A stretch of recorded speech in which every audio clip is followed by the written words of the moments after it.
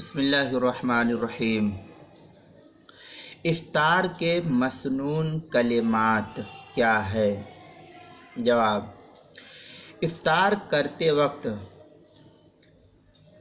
ان کلمات کو پڑھنا مسنون فقہا نے لکھا ہے۔ پہلا، ذہب الظمأ وابتلت العروق وثبت الاجر انشاء اللہ۔ اس روایت کو سنن الدارقطنی کی دوسری جلد 164 صفحے پر نقل کیا ہے۔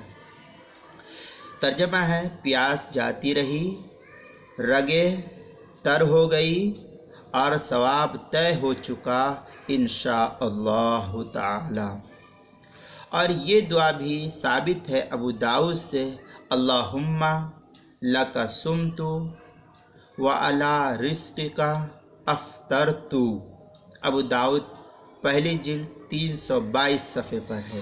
ترجمہ ہے: اے اللہ، میں نے تیرے ہی لیے روزہ رکھا اور تیرے دیے ہوئے رزق سے افطار کیا۔